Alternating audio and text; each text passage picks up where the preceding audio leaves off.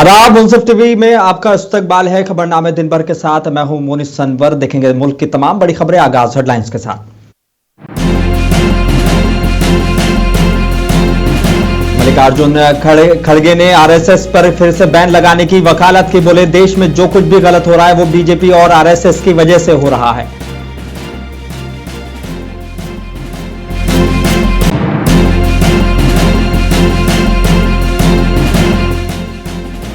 SIR में जाति का कॉलम भी जोड़ा जाना चाहिए। अखिलेश यादव ने चुनाव आयोग से की मांग।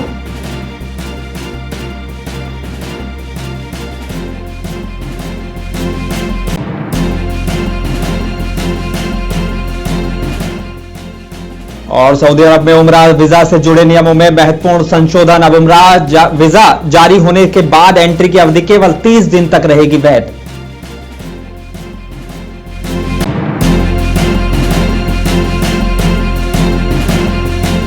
और दूसरे टी20 में ऑस्ट्रेलिया ने भारत को 4 विकेट से हराया। सीरीज में 1-0 की बनाई बढ़त।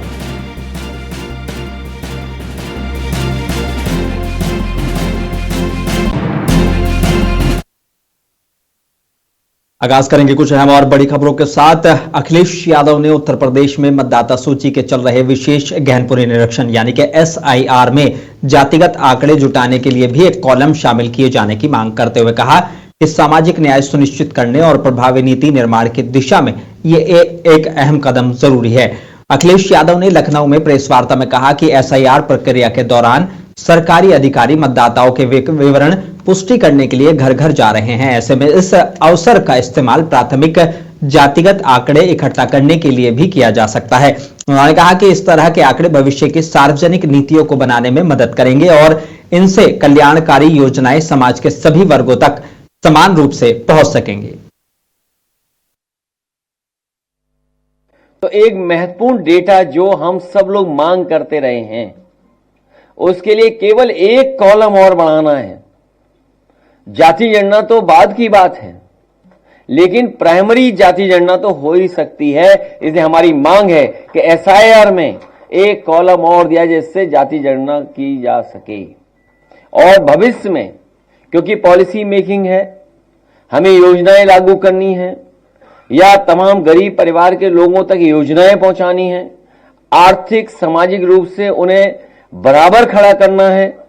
जिस तरीके से मंडल कमीशन बाबा साहब भीमराव अंबेडकर जी और तमाम लोगों ने समय समय पर समाज को आगे बढ़ाने के लिए जो फैसले लिए, अगर एसआईआर में एक कॉलम बन जाएगा और जाति गणना हो जाएगी तो हमें सामाजिक न्याय के राज्य की स्थापना के लिए और आसानी हो जाएगी। हमें उम्मीद है कि सरकार इस बात को मानेगी और ये जो हमारा सुझाव है इसको लागू करेंगे।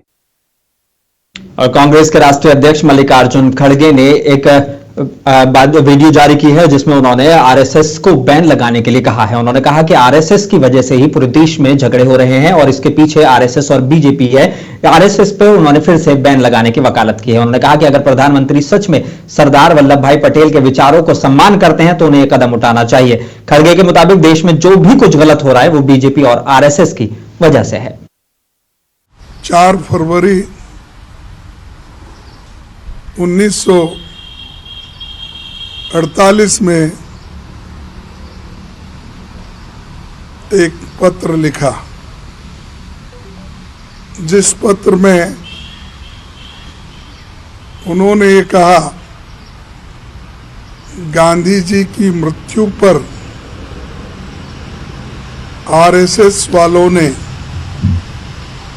जो हर्ष प्रकट किया और मिठाई बांटी, उससे ये विरोध और भी बढ़ गया।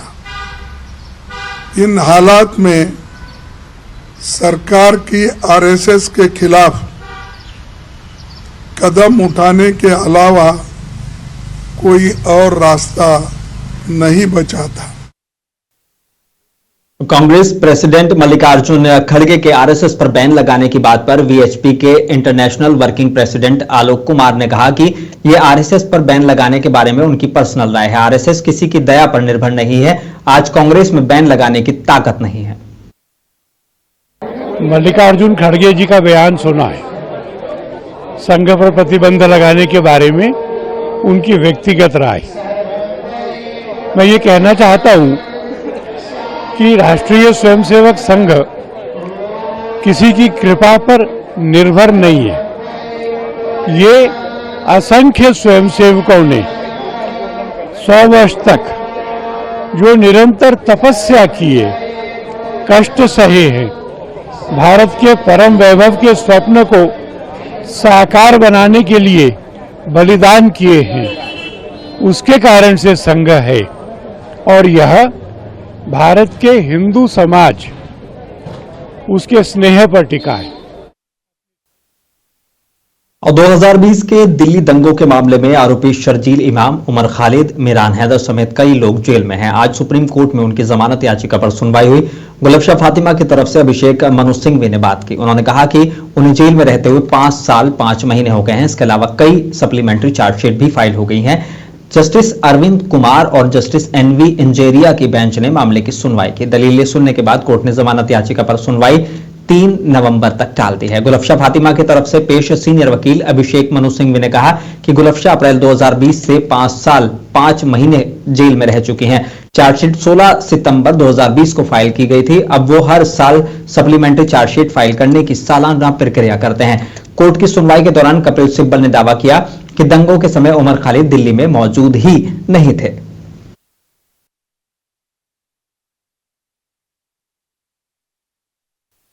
और बिहार विधानसभा चुनाव 2025 के लिए एनडीए ने अपना चुनावी संकल्प पत्र जारी कर दिया है। एनडीए गठबंधन के शीर्ष नेताओं ने साझा रूप से अपने चुनावी वादों का ऐलान किया है।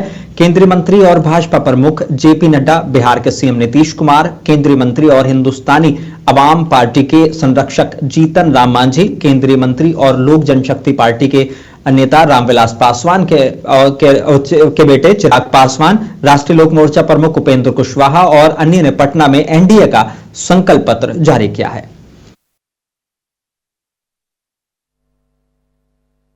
आज सरदार पटेल जी के 150वें जयंती के अवसर पर बिहार भारतीय जनता पार्टी और एनडीए ने एनडीए संकल्प पत्र जारी किया है।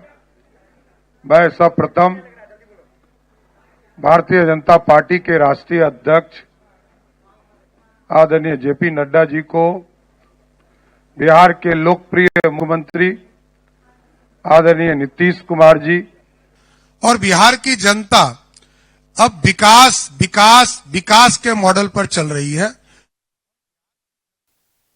और बिहार विधानसभा चुनाव 2025 के मद्देनजर उप मुख्यमंत्री सम्राट चौधरी ने तारापुर से भाजपा उम्मीदवार के रूप में एनडीए का साझा घोषणा पत्र जारी किया। घोषणा पत्र में युवाओं, अत्यंत पिछड़े वर्गों, दलितों, महिलाओं और किसानों के उत्थान पर विशेष जोर दिया गया है। एनडीए ने वादा किया है कि बिहार के युवाओं को उद्योगपति और महिलाओं को लखपति बनाने की दिशा में काम किया जाएगा। युवा, महिला, अति पिछड़ा, दलित समाज और किसानों की चिंता एनडीए ने किया है और सभी वर्गों को साथ लेकर बिहार की समृद्धि के लिए, बिहार के नौजवान यहाँ इंडस्ट्री से इंडस्ट्रियलिस्ट हों, बिहार की महिला करोड़पति हों, इसकी चिंता किया है। किसान और राजद नेता तेजस्वी यादव ने बिहार सरकार पर तीखा हमला बोलते हुए कहा कि पिछले 20 सालों में सरकार ने सिर्फ वादे किए हैं, काम नहीं किया। उन्होंने कहा कि बिना तैयारी के जारी किया गया घोषणा पत्र बिहार की गरीबी, बेरोजगारी और औद्योगिक पिछड़ेपन जैसे असली मुद्दों को छूता भी नहीं है।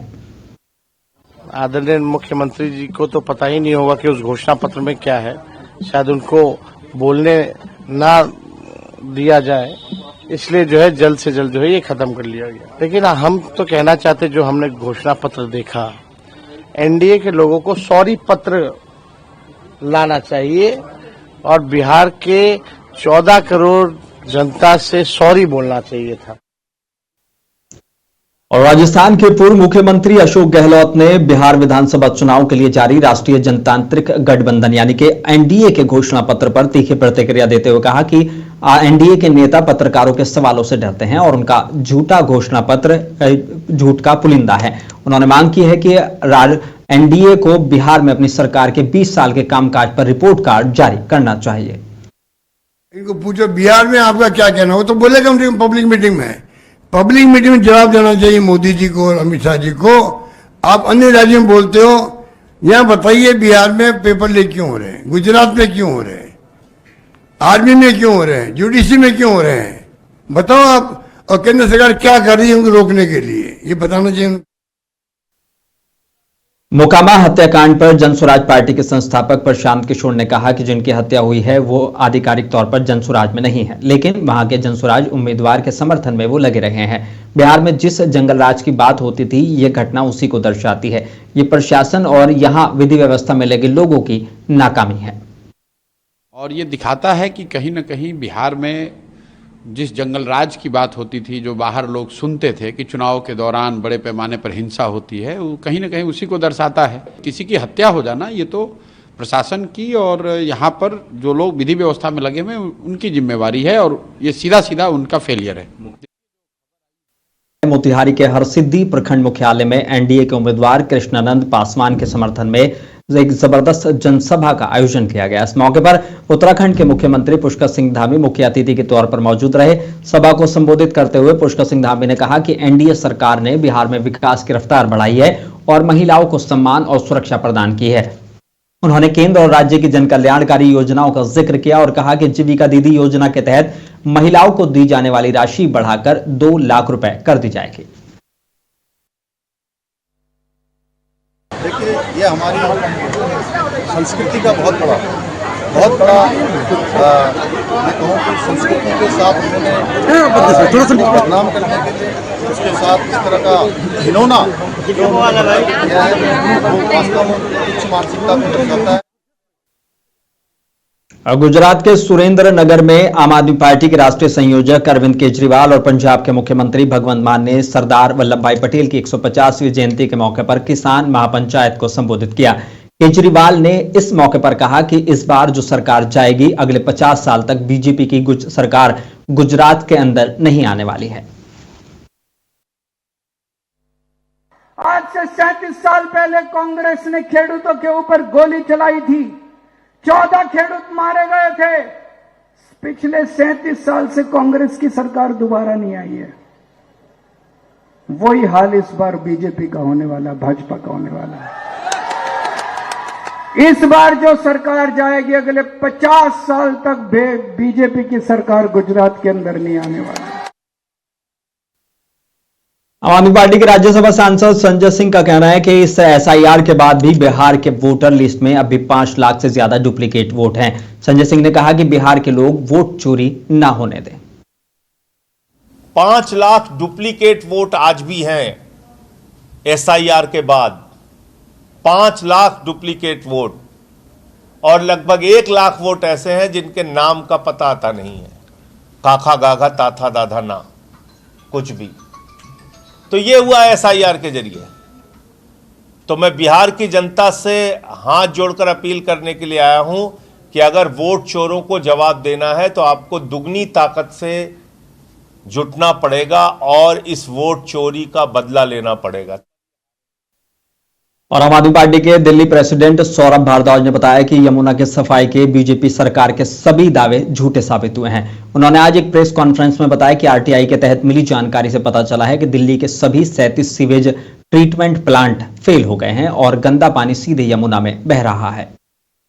दोस्तों, पिछले कुछ दिनों में भारतीय जनता पार्टी की दिल्ली सरकार ने यमुना को लेके बहुत बड़े बड़े और झूठे दावे किए। इनका दावा था कि हमने यमुना साफ कर दी है। इनका दावा था कि अरविंद केजरीवाल 10 साल में साफ नहीं कर पाए, इन्होंने आते ही 8 महीने में यमुना साफ कर दी। उर्दू साहित्य, फाइन आर्ट्स और सांस्कृतिक मेलजोल को बढ़ावा देने के लिए आयोजित सबरंग फेस्टिवल 2025 का आज राजधानी के ऐवान गालिब ऑडिटोरियम में ग्रैंड ओपनिंग हुई है। इस इवेंट में कई तरह के लिटरेरी, आर्टिस्टिक और कल्चरल प्रोग्राम पेश किए गए, जिन्हें दर्शकों ने खूब सराहा। इस मौके पर मुंसिफ टीवी ने मशहूर बॉलीवुड एक्टर और डायरेक्टर तिगमन शोधोलिया से खास बातचीत की है। उन्होंने उर्दू भाषा और भारतीय सभ्यता को बढ़ावा देने में ऐसे फेस्टिवल्स की भूमिका की तारीफ की। फेस्टिवल चेयरपर्सन रुबाब खान और ऑर्गेनाइजर फराज खान ने मीडिया को बताया कि सबरंग फेस्टिवल का मकसद नई पीढ़ी को कला और साहित्य से जोड़ना और अलग अलग भाषा और कल्चर के बीच मेलजोल को बढ़ावा देना है। इस मौके पर पोएट्री सेशन, म्यूजिक, थिएटर और लिटरेरी डिस्कशन के जरिए फाइन आर्ट्स का एक खूबसूरत मेल देखने को मिला है, जिसने सच में ऐवान गालिब को सबरंग बना दिया। सबरंग फेस्टिवल 2025 का आज से आगाज़ हो चुका है। हमारे साथ खास बातचीत करने के लिए मौजूद हैं बॉलीवुड के मशहूर मारूफ अदाकार, डायरेक्टर, प्रोड्यूसर और पान सिंह तोमर जैसी फिल्म और गैंग्स ऑफ वासेपुर जैसी फिल्मों में बड़े किरदार के ज़रिए अपनी शख्सियत का लोहा मनवाने वाले तिग्मांशु धूलिया। सर, आपका इस्तकबाल खैर मकदम। शुक्रिया। सर, क्या कहना चाहेंगे? आज आप सबरंग फेस्टिवल में आए हैं। आज अनस्क्रिप्टेड तिग्मांशु धूलिया था, आज आपका प्रोग्राम था। सर, क्या कहना चाहेंगे? मतलब बहुत अच्छा लगा, बहुत ही एक इंटीमेट सा माहौल था और वाकई में अनस्क्रिप्टेड था। मैं भी थोड़ा सवालों से बाहर भटक गया और थोड़ा इमोशनली बातें हो गई सारी बहुत, लेकिन ये अच्छा लगा कि जो सवाल पूछे गए वो बड़े समझदारी वाले सवाल थे। नहीं तो सब लोग इसी तरह के सवाल करते हैं कि कैसा लग रहा है, जैसा आपने पूछा। तो बहुत अच्छा लगा। लाइक माइंडेड लोग थे, उनके बीच में बैठना, उनके साथ बातचीत करना अच्छा ही लगता है। कहाँ मिलते हैं ऐसे लोग। तिग्मांशु जी, अभी आपने एआई का जिक्र किया, सोशल मीडिया का जिक्र किया कि कहीं ना कहीं हम देखते हैं कि न्यू जनरेशन जो नई नस्ल है वो कहीं ना कहीं उर्दू अदब या हिंदी अदब, लिटरेचर से, साहित्य से कहीं ना कहीं दूर हो रही है। तो आपको लग रहा है कि नई नस्ल दोबारा से राग़िब हो रही है, वाकिफ़ हो रही है लिटरेचर की दुनिया से, लिटरेचर में आ रही है? सर, मुझे बिल्कुल लगता है जी कि इस तरह के जो आयोजन होते हैं, जैसे यहाँ पे जश्न रेख्ता होता है, हम भी इलाहाबाद में बज़्म विरासत करते हैं, इस तरह के बहुत सारे इवेंट्स हो रहे हैं और उसमें जो ऑडियंस आती है उसमें ज़्यादातर लोग यंगस्टर्स ही होते हैं। तो ये कहना कि यंगस्टर्स एकदम से अलग हो चुके हैं और साहित्य से, स्पेशली उर्दू ज़बान से उनकी एक किस्म की बेरुखी है, ये बीजेपी एमपी सुधांशु त्रिवेदी ने सरदार पटेल को लेकर कांग्रेस की कड़ी आलोचना की है। उन्होंने कहा कि अभी तक किसी भी कांग्रेस नेता ने स्टैच्यू ऑफ यूनिटी का दौरा नहीं किया है। इससे पता चलता है कि सरदार वल्लभ भाई पटेल के लिए उनके मन में कितना सम्मान है। देखिए, प्रधानमंत्री श्री नरेंद्र मोदी जी ने आज प्रातःकाल भी अपने उद्बोधन में बहुत स्पष्ट बताया है कि सरदार पटेल के साथ कांग्रेस ने क्या किया था।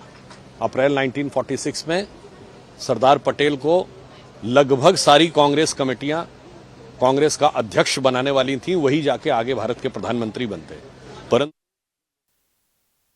सरदार वल्लभ भाई पटेल की जयंती राष्ट्रीय एकता दिवस के रूप में मनाई जा रही है। इस मौके पर जगह जगह रन फॉर यूनिटी का आयोजन किया गया है, जहां सरदार वल्लभ भाई पटेल की 150वीं जयंती के मौके पर चंडीगढ़ के पुलिस स्टेशन से डीजीपी यूटी चंडीगढ़ सागरप्रीत हुड्डा द्वारा रन फॉर यूनिटी का शुभारंभ किया गया। इसको लेकर चंडीगढ़ की एसएसपी यूटी कमरदीप कौर ने क्या कुछ कहा, सुनिए।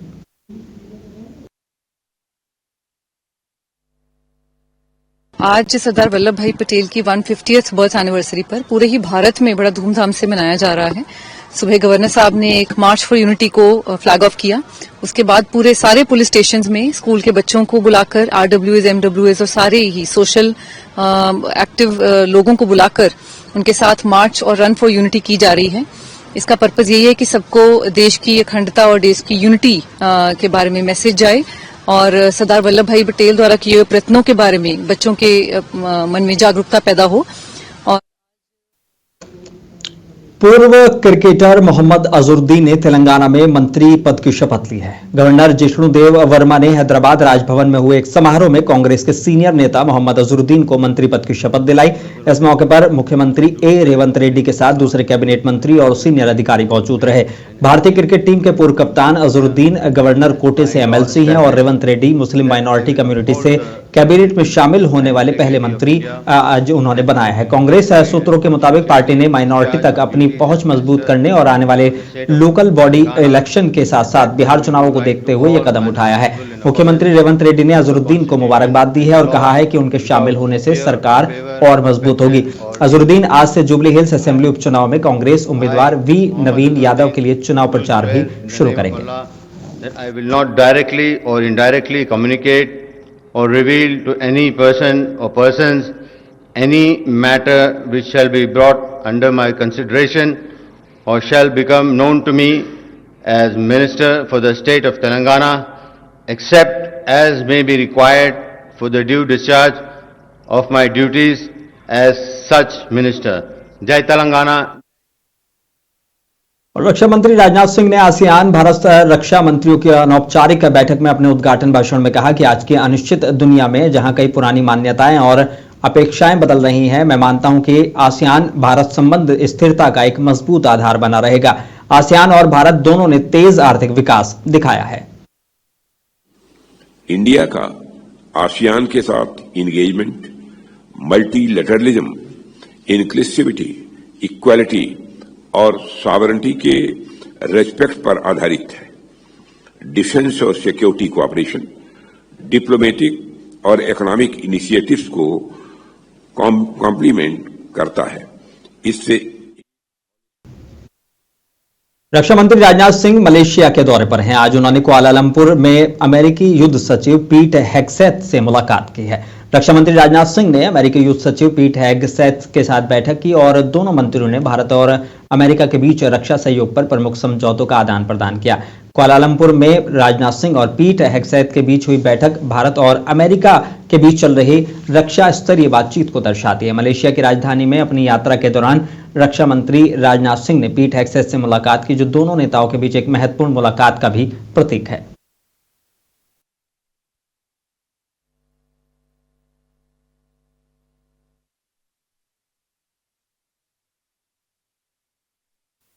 और भारत के थल सेना प्रमुख जनरल उपेंद्र द्विवेदी ने कहा है कि आजकल युद्ध का स्वरूप बदल रहा है और अब ये ज्यादातर बिना प्रत्यक्ष संपर्क के और तकनीक आधारित हो गया है। इसलिए सेना को सिर्फ सैन्य शक्ति ही नहीं बल्कि बौद्धिक और नैतिक क्षमता की भी जरूरत है। उन्होंने युवाओं से कहा कि वो थिंक टैंक, प्रयोगशालाओं आदि सभी जगह अपनी भूमिका निभाएं।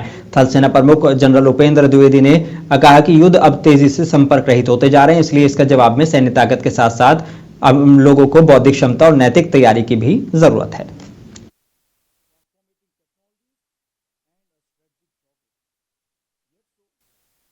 और सऊदी अरब की सरकार ने उम्रा वीजा से जुड़े नियमों में महत्वपूर्ण संशोधन किया है। हज और उम्रा मंत्रालय की ओर से जारी नए निर्देशों के मुताबिक अब उम्रा वीजा जारी होने के बाद एंट्री की अवधि केवल 30 दिन तक ही वैध रहेगी।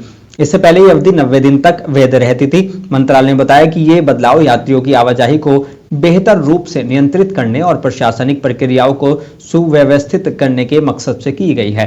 नए नियम तुरंत प्रभाव से लागू होंगे, जिसका असर दुनिया भर में उम्रा के लिए आने वाले तीर्थयात्रियों पर पड़ेगा। हालांकि वीजा की कुल वैधता और उम्रा के दौरान रहने की अनुमति अवधि को लेकर अभी मंत्रालय द्वारा आगे और दिशा निर्देश जारी किए जा सकते हैं। सऊदी सरकार ने सभी एजेंसियों और यात्रियों को सलाह दी है कि वो यात्रा की बुकिंग नए नियमों के अनुरूप ही करें।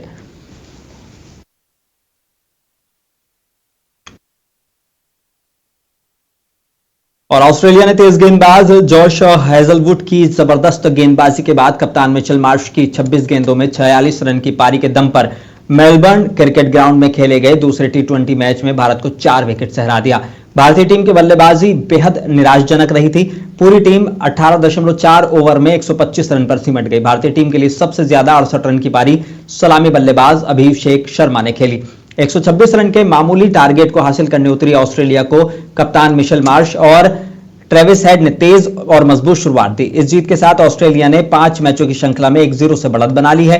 कैनबरा में पहला मैच बारिश की भेंट चढ़ गया था। तीसरा मैच रविवार को होबार्ट में खेला जाएगा।